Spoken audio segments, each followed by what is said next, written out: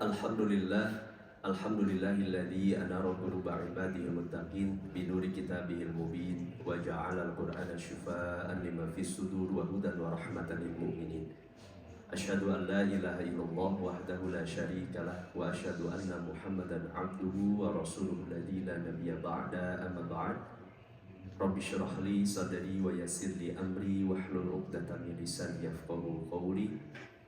Allahumma inna nas'aluka ilman nafi'an wa rizqan thayyiban wa amalan mutaqabbalan. Ikhwafillah rahimani wa rahimakumullah, Bapak Ibu semua yang dimuliakan oleh Allah. Sehat-sehat semua hadirin. Alhamdulillah.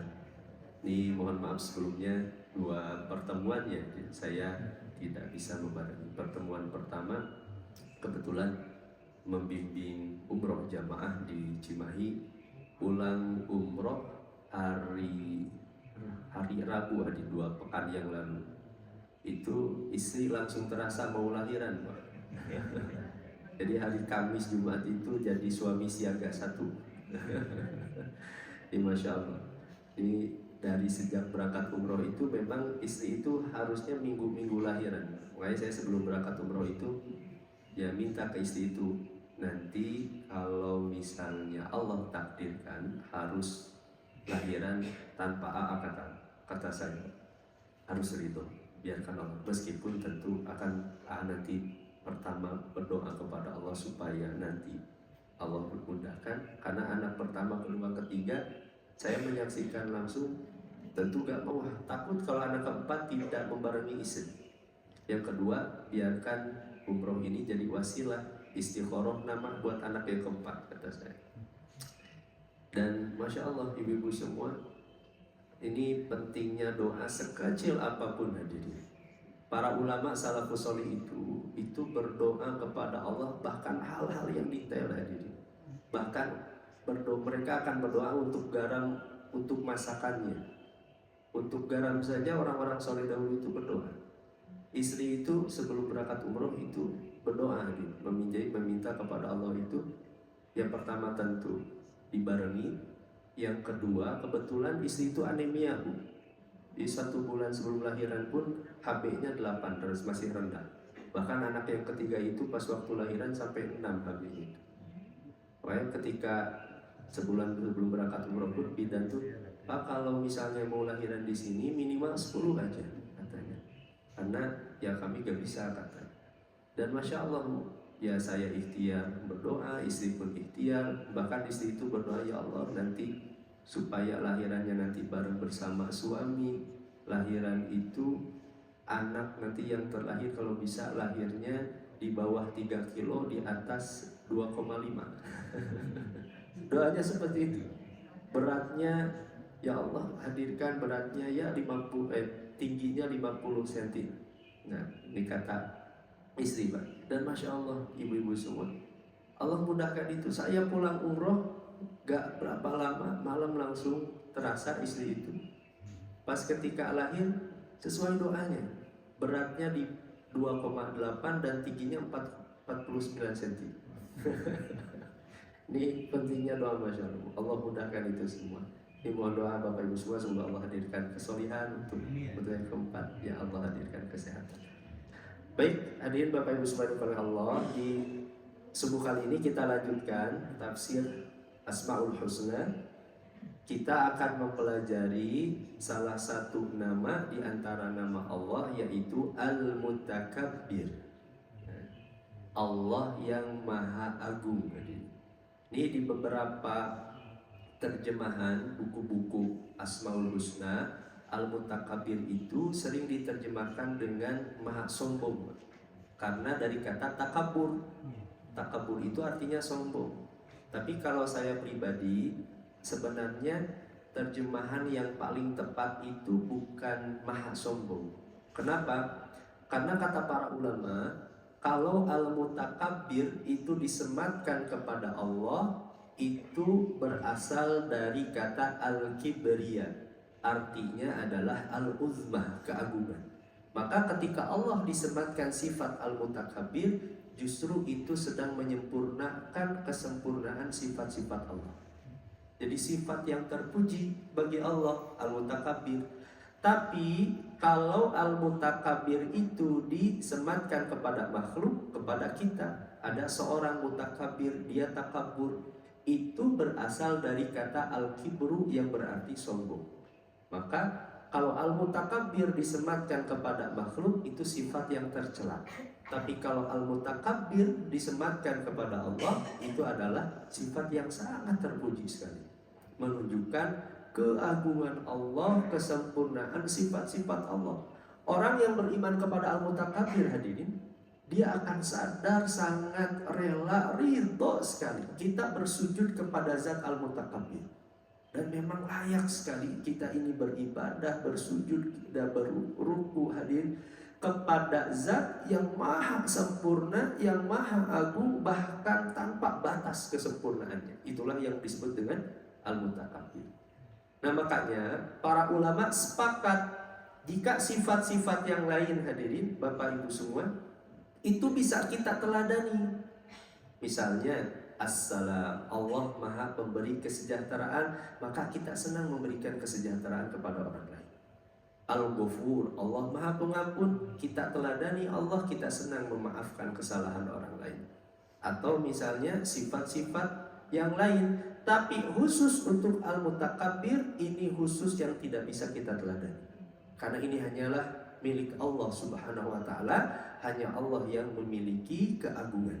Nah, para ulama sepakat mutakabir ini haram ada dalam diri seorang makhluk. Nabi SAW menyampaikan, la yadkhulul jannata mutakabbirun, tidak akan masuk surga, kata Nabi SAW, orang yang sombong. Maka haram bagi makhluk punya sifat mutakabbir, karena ini khusus bagi Allah subhanahu wa ta'ala.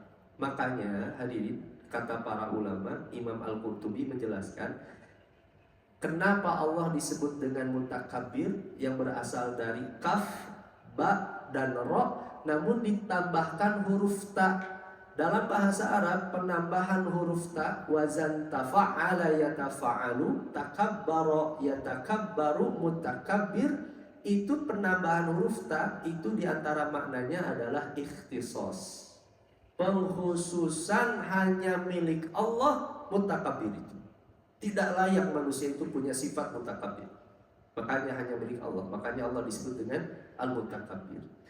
Hadirin ikhwati iman, nah al-mutakabir itu tadi berasal dari kata takabbur, memiliki makna seorang menganggap dirinya mulia, menganggap dirinya luhur, menganggap dirinya agung, dan selain dari dirinya itu lebih rendah, lebih hina. Kalau sifat seperti ini ada dalam diri makhluk, dalam diri kita, maka ini sifat yang tercela. Kenapa? Karena tidak pantas, hadirin. Seorang, Bapak Ibu semua, sehebat apapun jabatannya, sehebat apapun ilmunya, sebanyak apapun harta yang ia miliki, seorang hamba itu sangat lemah, karena semua itu hanyalah pemberian. Maka tidak pantas seorang kemudian merasa mulia, merasa luhur, merasa agung, kemudian dia merendahkan orang selain daripada dirinya. Karena seorang makhluk itu semua kemuliaannya pemberian dari al-mutakabir. Sedangkan Allah, ketika Allah menjadikan dirinya yang paling luhur, Allah menjadikan dirinya yang paling agung, Allah menjadikan dirinya yang paling mulia, bahkan kemuliaannya itu tanpa batas, dan Allah menganggap selain daripada Allah itu lebih rendah, karena itu adalah sifat yang sangat layak sekali bagi Allah sebagai satu-satunya zat yang kita ibadahi di setiap hari. Wajar, hadirin, Allah punya mutakabir itu karena memang layak sekali sifat-sifat itu ada dalam diri Allah subhanahu wa ta'ala.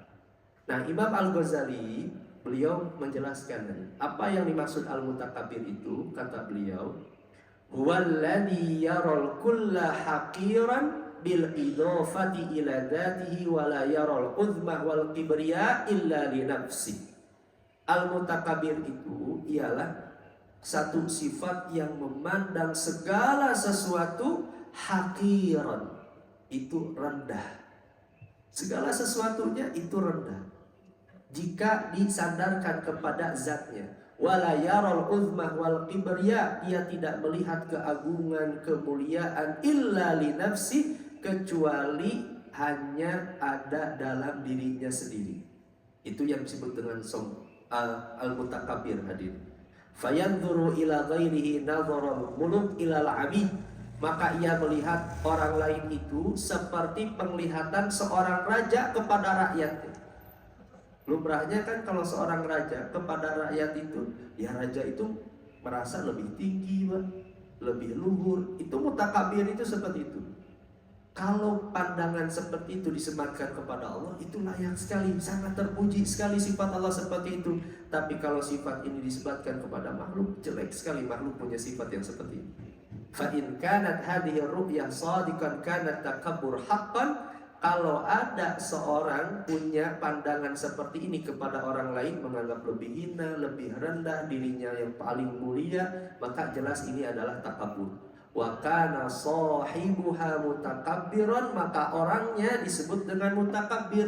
Wala yatasawwaru dzalika 'alal itlaq, maka sifat-sifat seperti itu tidak mungkin tergambarkan illa lillahi azza wa jalla, kecuali sifat itu hanya layak untuk Allah azza wa jalla, hanya milik Allah saja sifat mutakabbir itu. Hadirin ikhwati iman, Bapak Ibu semua yang dirahmati Allah, kalau Imam Al-Khattabi menjelaskan apa al-mutakabbir itu, kalau kata beliau, mutakabir itu justru hadzal ismu yadullu ala uluwi qudrillahi subhanahu al-mustahaqqiqu lahu. Sifat mutakabir itu menunjukkan sifat keluhuran Allah, keagungan Allah, ketinggian Allah. Itu sifat mutakabir, menunjukkan Allah itu sangat luhur, tidak terbatas keluhuran. Allah itu sangat mulia, tidak terbatas kemuliaannya. Itu disebut dengan al-mutakabbir. Dan itu berhak sekali Allah mendapatkan itu. Wa kamaluhu uluwan wa kamalan la yatanaha. Dan kesempurnaan itu begitu tinggi dan kesempurnaannya itu tidak terbatas. Walihada dakhalat fihi at-ta. Nah ini yang tadi saya jelaskan kata Imam Al-Khattabi. Oleh karena itu kenapa mutakabbir itu ditambahkan huruf ta? Karena itu maknanya al-ikhtisas, kekhususan. Hanya khusus sifat ini milik Allah. Li'anna hadzal makna yakhtassu billahi ta'ala wahdah. Hanya khusus bagi Allah satu-satunya, gak boleh ada yang lain. Malaikat gak boleh punya sifat ini. Bahkan jinnya, bahkan para nabinya, hadirin, tidak boleh punya sifat seperti ini. Maka lihat, bahkan Nabi SAW saja, hadirin Bapak Ibu semua, sebagai Nabi yang paling mulia, sebagai seorang Rasul yang paling mulia di sisi Allah Subhanahu Wa Taala. Bahkan kata Imam Ibnu Katsir sepakat, la khilafa anna Muhammadan SAW afdaluhum. Muhammad itu adalah Nabi Rasul yang paling mulia. Tapi meskipun Nabi menyandang sebagai Nabi Rasul yang paling mulia, tidak pernah ada sedikit pun di dalam hati Nabi SAW kesombongan sifat itu. Tidak ada sedikit pun dari. Lihat di surat At-Taubah ayat ke-128 bagaimana sifat Nabi SAW. Laqad ja'akum rasulun min anfusikum azizun 'alaihi ma'anittum harisun 'alaikum bil mu'minina raufur rahim. Datang seorang Rasul kepada kalian, begitu berat Nabi kalau kita menderita dengan agama ini. Nabi ini sangat ingin sekali kita berada dalam kebahagiaan. Nabi sangat ingin kita ini merasa tenang, hadirin. Raufur Rahim, Nabi itu Rauf, sangat-sangat lembut sekali. Gak ada sifat kasar, keras, sombong, angkuh dalam diri Nabi. Rahim, Nabi itu sangat-sangat penyayang. Bahkan kata para ulama, ayat ini kan hadirin Bapak Ibu semua diperhatikan, itu kan berbicara tentang Nabi Muhammad. Tapi Allah tutup ayat ini dengan Raufur Rahim. Padahal Rauf itu sifat Allah, Pak. Rahim pun itu sifat Allah, hadirin Bapak Ibu semua. Kata Husain bin Fadl, kata beliau, tidak ada dalam Al-Quran Allah memberi nama, bahkan dua nama sekaligus kepada seorang Nabi, kecuali nama itu diberikan kepada Nabi Muhammad SAW. Ini menunjukkan betapa cintanya Allah kepada Nabi Muhammad dan betapa lembutnya Nabi Muhammad SAW, begitu rendah hatinya, jauh dari keangkuhan, kesombongan. Bahkan Allah menyematkan Nabi SAW dua sifat. Pertama Rauf, yang kedua Rahim. Ini menunjukkan sayangnya Allah Subhanahu wa taala. Hadirin Bapak Ibu semua yang dimuliakan Allah, fa'idha dalla hadal ismu ala istiqaqil uluwi min ghairi takalluf. Kalau nama ini menunjukkan kepada keberhakan, ketinggian zat, keluhuran zat, fahuwa yatadammanu jami'a sifatil kamal wal jalal. Maka al-mutakabir itu mengandung seluruh sifat kesempurnaan dan kemuliaan. Aziz, Jabbar, apalagi hadirin, semua sifat-sifat dalam Asmaul Husna yang mulia itu berada dalam Al-Mutakabir pula. Nah, allati tanalu ma'abu'dil ghayah wa adamin nihayah, kata Imam Al-Khattabi, Al-Mutakabir itu ada dalam diri Allah tanpa akhir dan tanpa batas. Kesempurnaan Allah. Jadi kalau Allah itu sifatnya terbatas, Bapak Ibu semua, itu menunjukkan kelemahan Allah Azza wa Jalla. Karena yang terbatas itu hanya makhluk. Maka bagi Allah kesempurnaannya itu tanpa batas, kemuliaannya tanpa batas. Kenapa? Karena tidak akan ada satu zat pun yang lebih mulia, lebih agung daripada Allah Subhanahu wa taala. Makanya Allah dinamakan Al-Mutakabbir. Nah, hadirin ikhwati iman rahimakumullah.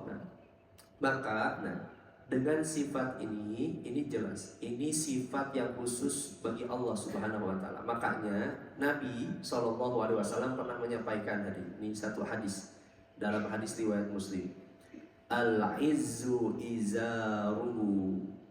Rasulullah pernah menyampaikan kemuliaan itu adalah sarungnya Allah. Al-izz, ini bahasa kiasan hadirin. Al-izz, al-aziz, wal kibriya ridha'u, dan al-kibriya, kesombongan, keagungan, keluhuran, itu adalah selendangnya Allah.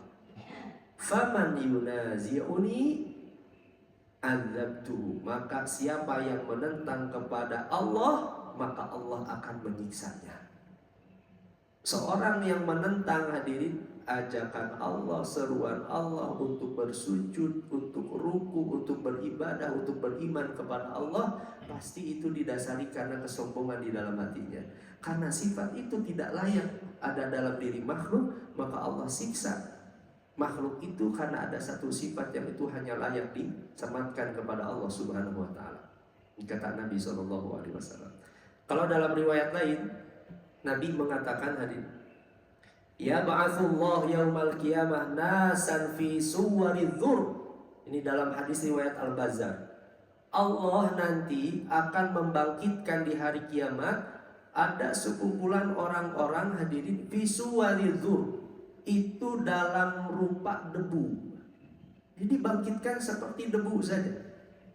Yatauhan nasu bi aqdamihim, mereka akan diinjak-injak oleh kaki-kaki manusia nanti di hari kiamat. Para sahabat bertanya, siapa orang yang dibangkitkan seperti debu, begitu kecil? Lima haula fi suwaridzur, ya Rasulullah, siapa mereka itu yang dibangkitkan nanti seperti debu? Kata Nabi SAW, haula'il mutakabbiruna fid dunya, mereka itu adalah orang-orang yang sombong ketika di dunia. Ketika di dunia hadirin, mungkin ada orang sombong dengan ilmunya, dengan hartanya, dengan jabatannya, dengan bahkan sombong dengan amal solihnya. Ini ujiannya ahli ibadah, Bapak Ibu semua. Hati-hati sekali. Kata Imam Al-Ghazali dalam Minhajul Abidin, di antara dua penyakit perusak ibadah kita, pertama selain daripada riya, kita mengharap perhatian dari makhluk, bukan semata-mata mengharap Allah yang membalas kita. Yang kedua adalah ujub. Ibadah, ketika kita beribadah kepada Allah, jangan ada sedikit pun hadirin dalam hati kita bahwa kita tidak bisa bersujud ini karena kesolihan kita, Kemudian kita memandang tetangga hadirin yang mungkin dia belum rajin ke masjid, Pak. Ada saudara kita yang mungkin dia belum rajin mengaji, kemudian kita merasa lebih mulia daripada mereka. Padahal kemuliaan hidayah itu bukan semata-mata datang dari kita, tapi memang itu adalah pemberian dari Allah Subhanahu wa taala. Bapak Ibu semua, kita bisa hadir di sini pemberian dari Allah, Pak. Ini taufik dari Allah. Allah yang menggerakkan kita. Maka gak boleh seorang hamba itu punya sifat ujub bahkan ketika ibadahnya.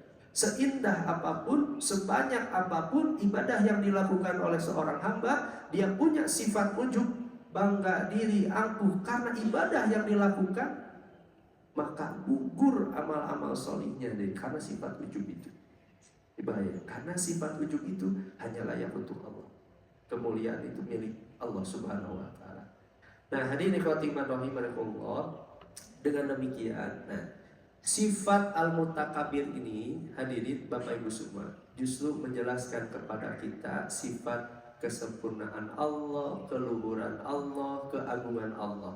Maka kita belajar dari sifat mutakabir ini bagi diri kita, hadirin Bapak Ibu semua, tidak layak sekali kita punya sifat mutakabir. Bahkan syariat, banyak ayat Al-Quran, banyak hadis Nabi SAW melarang kepada kita punya sifat itu. Contoh surat Luqman ayat ke-18. Apa kata Allah? A'udzu billahi minasyaitonir rajim wala tusa'ir khaddaka linnas. Ini sikap kesombongan. Jangan engkau palingkan wajahmu itu dari manusia karena sombong. Kalau ketemu orang, Pak, Nabi itu, meskipun Nabi itu jalannya cepat, Pak, tapi ketika Nabi diucapkan disapa, ucapan salam, Nabi itu menghadap orang itu, bahkan seluruh badan-badannya menghadap kepada orang itu, menyambut siapapun itu Nabi SAW. Maka siapapun kita, dipanggil siapapun, hadirin, fokuskan wajah kita, jangan kau palingkan pipimu itu karena kesombongan. Wala tamshi fil ardi maroha. Janganlah kamu berjalan di muka bumi ini marohan. Marohan diterjemahkannya dalam Al-Quran sama, sombong, angkuh. Tapi dalam bahasa Arab sebenarnya marohan itu kata para ulama artinya syiddatul farah, orang yang terlampau bahagia. Hati-hati hadirin, satu waktu Allah berikan banyak kenikmatan kepada kita, mungkin nikmat ilmu, nikmat amal solih, nikmat harta, naik jabatan. Karena terlampau bahagia, lupa bahwa kebahagiaan itu datang dari Allah. Terlampau bahagia, lupa bahwa seolah-olah misalnya orang lain karena jabatannya di dunia lebih rendah, kemudian ia menganggap diri orang lain lebih rendah, Bang. Itu gak boleh. Makanya kata Imam Hasan Al-Basri yang disebut dengan rendah hati itu, kata beliau, an takhruja minal bait, ketika engkau keluar dari rumah, wa talqa nasan, dan kamu bertemu dengan orang-orang, wa tadhunnu annahu ahsanu minka, dan kamu selalu menyangka saudaramu itu lebih baik, lebih mulia di hadapan Allah. Makanya tanamkan itu hadirin, bahwa siapapun yang kita temui, yakini bahwa dia lebih mulia, lebih mulia, lebih agung di hadapan Allah. Itu tawadu, kata Imam Hasan Al-Basri. Innallaha la yuhibbu kulla mukhtalin fakhur. Sungguh Allah itu tidak suka kepada orang-orang yang sombong lagi membanggakan diri. Jadi kalau kata Imam Ibnu Katsir, mukhtal itu sombong dari gestur, dari badan. Itu namanya mukhtal. Kalau fakhur itu kesombongan dari lisan. Bedanya mukhtal sama fakhur. Ada orang sombong badannya biasa, Pak, tapi lisannya begitu tinggi sekali. Ada orang lisannya gak sombong, Pak, banyak diam tapi kelihatan gestur tubuhnya sombong. Nah itu namanya mukhtalin fakhur. Dua-duanya Allah gak suka sama orang yang seperti itu. Nah, hadirin ikhwatiman, Bapak Ibu semua, ini beberapa riwayat tentang larangan takabur. Ini sebenarnya saya pernah sampaikan ketika bahas Al-Aziz, hadirin, karena kan diantara makna Al-Aziz itu diantaranya kemuliaan, dan diantara faidahnya kita memahami bahwa kemuliaan itu hanya milik Allah. Hanya ada kemuliaan itu yang Allah berikan kepada makhluk, Al-Izzah. Nah, kalau kemuliaan kepada makhluk namanya izzah. Tapi kalau untuk takabur gak boleh. Kalau izzah manusia boleh hadir, punya sifat itu. Dimana umat Islam harus punya izzah, itu harus ada kemuliaan. Tapi untuk takabur gak boleh. Contoh dalam hadis riwayat Muslim, Nabi SAW menyampaikan, la yadkhulul jannata man kana fi qalbihi mithqalu dzarratin min kibrin. Tidak akan masuk surga orang yang di dalam hatinya ada sebesar dzarrah dari kesombongan. Meskipun sebesar dzarrah. Saya sering mengulang hadis. Dzarrah itu, Bapak Ibu semua, kalau ada cahaya masuk lewat jendela kita, kata Syekh Tontowi, kemudian kita melihat ada debu-debu kecil pada cahaya yang masuk di jendela kita, itulah yang disebut dengan dzarrah. Kalau hilang cahayanya, nanti waktu duha kita lihat. Kalau datang cahaya kelihatan debunya, kalau nggak ada cahayanya hilang debunya. Itu namanya dzarrah. Ada sebesar itu hadirin dalam hati kita dari kesombongan, keangkuhan. Kata Nabi, tidak halal surga bagi kita. Ini bahayanya sifat sombong, angkuh. Hadirin Bapak Ibu sekalian. Faqala rajulun, kemudian seorang bertanya, inna rajula yuhibbu an yakuna thabuhu hasanatan wa na'luhu hasanan. Ya Rasulullah, ada orang dia suka pakaian-pakaian yang bagus, yang mewah. Ada dia pakai sendal-sendal yang mahal, yang mewah. Apakah itu yang disebut dengan sombong? Apa kata Nabi? Innallaha jamilun yuhibbul jamal. Sungguh Allah itu maha indah dan Allah itu sangat mencintai keindahan. Bukan berarti hadirin Bapak Ibu semua, karena kemudian kita belajar takabur, saya khawatir takabur. Ibu bapak ke undangan teh pakai baju nu bararutut, Pak. Bukan berarti seperti itu hadirin. Ya, yang bau kotor enggak. Allah itu maha indah dan Allah itu mencintai kehadiran. Syariat tidak melarang kepada kita. Ibu-ibu punya baju yang bagus, yang mewah, mahal sekalipun boleh hadirin.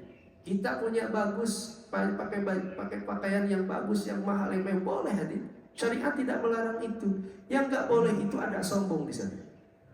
Kesombongan itu yang sulitnya, Pak. Menjaga hati dengan pakaian yang bagus itu ada kesombongannya. Maka bagaimana caranya? Kalau kita punya fasilitas-fasilitas mewah, bagus, kata Imam Malik, niatkan seperti ini.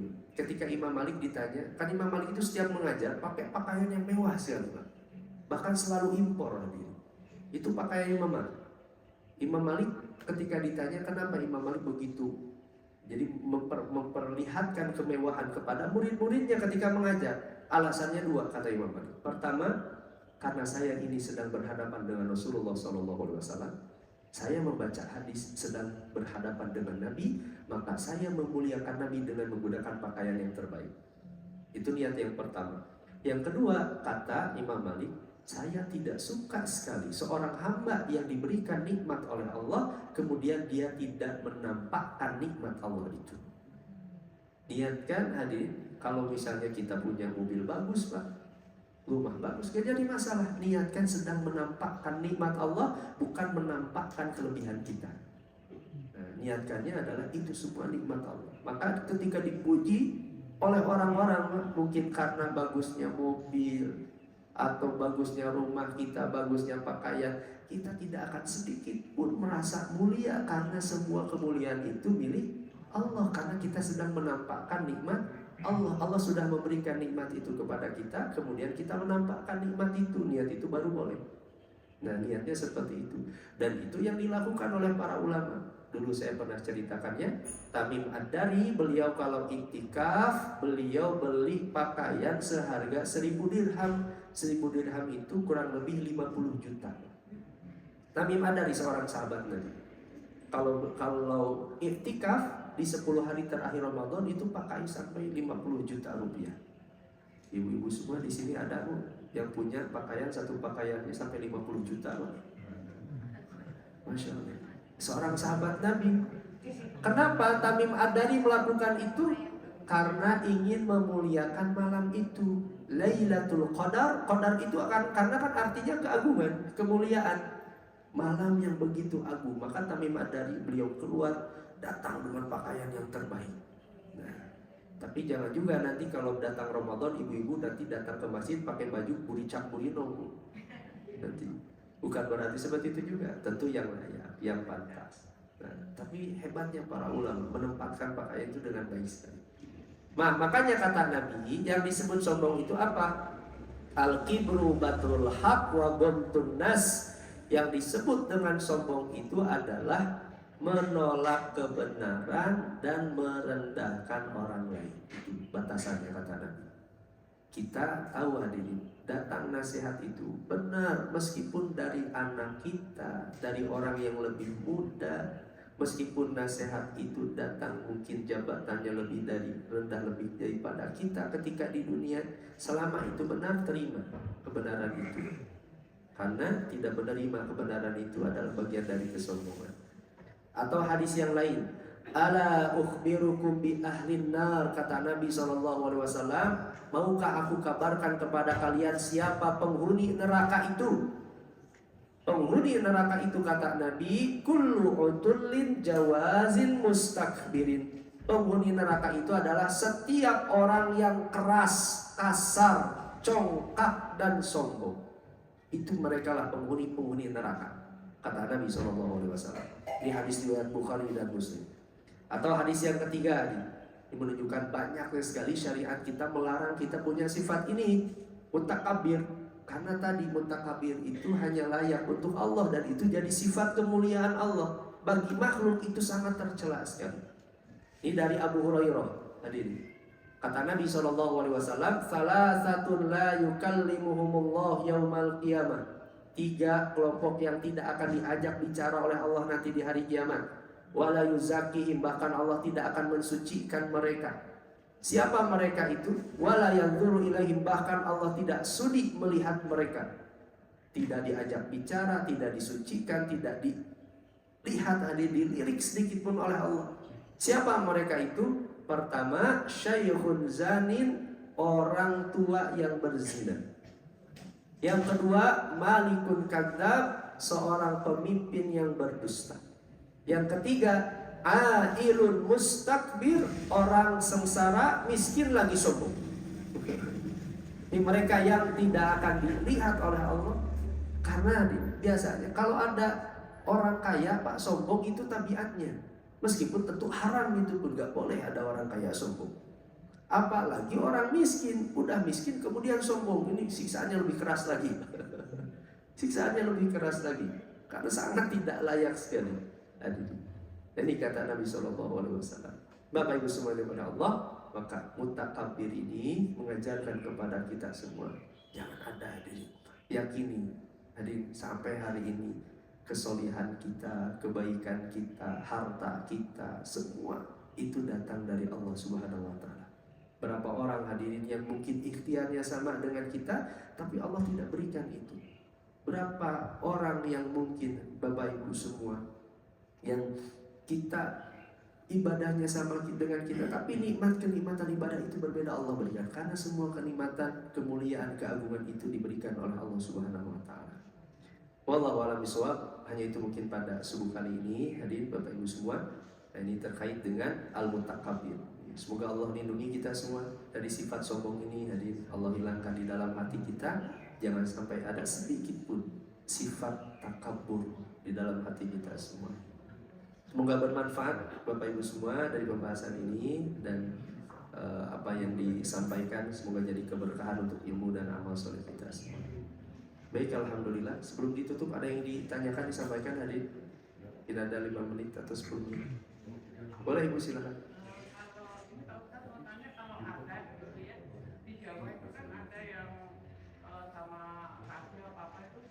Azan?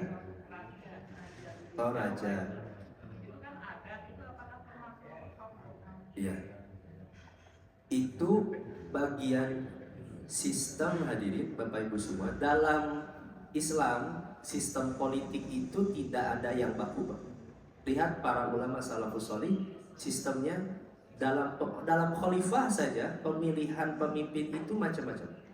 Ada yang dipimpin memang langsung dituju, ada yang melalui musyawarah, ada yang langsung keturunan. Itu sebenarnya nggak ada kata Tuhan. Termasuk sistem negara tentang kerajaan. Misalnya seorang ditunjuk raja, apakah kemudian dia jadi raja otomatis sombong? Enggak. Berapa banyak hadirin para khalifah dia menjadi pemimpin, tapi justru menjadi orang yang paling mulia di sisi Allah. Jadi kesombongan itu tidak sama dengan raja. Tapi kalau raja itu kemudian punya sifat kesombongan, tentunya yang tidak dilarang. Umar bin Abdul Aziz sebagai khalifah, Pak, tapi tawadunya luar biasa. Umar bin Abdul Aziz. Umar bin Abdul Aziz itu beliau menjabat di bawah 3 tahun. Ketika beliau dipilih, karena beliau dipilih itu dari surat wasiat dari khalifah sebelumnya. Surat wasiat bahwa Khalifah Umar bin Abdul Aziz ini diangkat jadi khalifah. Ketika dipilih Umar bin Abdul Aziz, Pak, kalau hari ini Pak dijadikan presiden. Padahal beliau sebenarnya kalau ikatan darah nasab dengan khalifah sebelumnya itu agak jauh, gak ada. Tiba-tiba Umar bin Abdul Aziz dijadikan khalifah, Pak. Kalau orang hari ini, Bapak Ibu semua, misalnya dia mendapatkan wasiat jadi presiden, kira-kira bahagia atau sedih, Pak? Kalau orang hari ini, Pak, dia tiap pemilu aja kalau orang dapat presiden biasanya bahagia sekali. Orang hari ini mungkin hadirin justru senang karena dia dapat jabatan, mungkin bisa dapat akses luas karena jabatan itu. Umar bin Abdul Aziz dapat wasiat itu jadi khalifah, beliau 3 hari tidak keluar rumah dan menangis di dalam rumah. 3 hari. Enggak misalnya sekarang sampai pawai Pak ucapan selamatnya. Umar bin Abdul Aziz menangis itu luar biasa. Bahkan ketika keluar rumahnya, para pejabat itu sudah menyiapkan kereta kuda yang mewah untuk Umar bin Abdul Aziz. Ketika keluar rumah, Umar bin Abdul Aziz marah. Biarkan saya seperti manusia biasa saja. Singkirkan kereta kuda itu. Umar bin Abdul Aziz ini solihnya luar biasa. Meskipun dia menjadi sebagai khalifah. Nah makanya bukan berarti misalnya para raja itu termasuk dalam adat kita, kemudian otomatis dia menjadi orang yang sombong. Kecuali kalau rajanya seperti Fir'aun. Fir'aun jelas dia mengatakan ana rabbukumul a'la. Aku ini adalah Tuhan kalian yang paling tinggi. Kesombongan, kecokakannya luar biasa. Makanya Allah abadikan jasad Fir'aun ini. Al-yawma nunajjika bi badanika litakuna liman khalfaka ayat. Supaya kita melihat orang yang sombong dulu seperti apa. Kata Allah, hari ini aku selamatkan jasadmu wahai Fir'aun agar menjadi pelajaran bagi orang-orang yang akan datang. Bapak Ibu semua, kalau main ke Mesir, Pak, di museum hari ini, Museum Nasional Mesir, itu khusus semua Fir'aun dikumpulkan, termasuk Fir'aunnya yang menentang Nabi Musa, Ramses kedua. Jadi kebetulan kalau kemarin umroh membawa jamaah, kemudian plus Mesir, Pak. Jadi saya lihat lagi Fir'aun itu ditekekku saya mataklah coba kalau dulu beriman kepada Allah. Itu diselamatkan jasadnya. Padahal Nabi menyampaikan Al-Quran itu kan abad ke-6. Jasad Fir'aun itu oleh pemerintah Mesir itu baru ditemukan abad ke-19. Abad ke-19 ada berarti kurang lebih 1200 tahun atau 1300 tahun setelah Nabi menyampaikan Al-Quran bahwa jasad Fir'aun itu akan diselamatkan. Abad 19 baru ditemukan, tahu bahwa itu adalah Fir'aunnya yang menentang Nabi Musa, karena seorang peneliti dari Prancis namanya Maurice Bucaille, dia mengatakan dari semua jasad-jasad Fir'aun, cuman jasad Fir'aun yang ini yang kadar garamnya tinggi. Siapa ini? Kata dia. Bagi orang-orang muslim ya gak aneh, karena kan dulu Fir'aunnya Nabi Musa ditenggelamkan di dalam laut. Makanya bagi orang muslim ya itu. Nah makanya sampai peneliti Prancis ini masuk Islam. Nah, kecuali kalau seperti Fir'aun yang jelas itu gak boleh. Dia jadi raja kemudian dia congkak dan sombong. Wallahu a'lam bishawab. Baik, terakhir mungkin Bapak Boga.